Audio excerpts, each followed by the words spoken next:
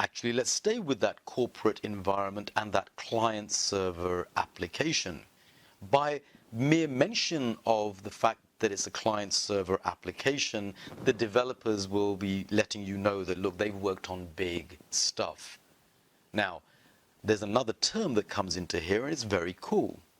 One of the considerations that has to come into play when you're designing large applications that are designed to be spread over a network, such as a database, such as a trading system, is that is this application able to handle high frequency, low latency situations?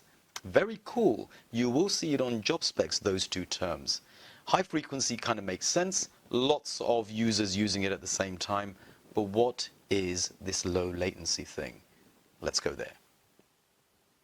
So, low latency is really all about the speed at which a signal goes from the client to the server, or the distance between the client and the server.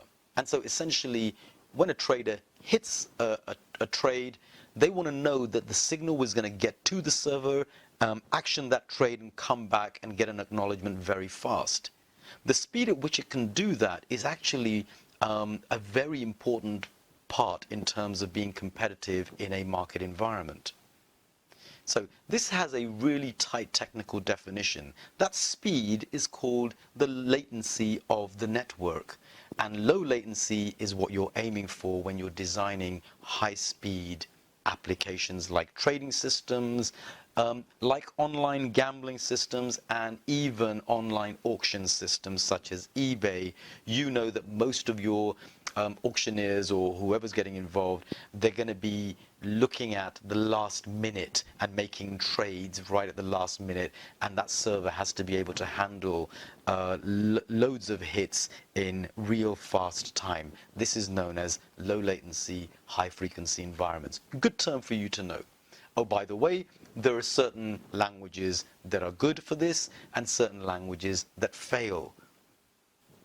If you're into this, then Java is one of the coolest languages for low latency environments, which is the reason why a lot of banks will be using Java, because of its low latency capacity or capability.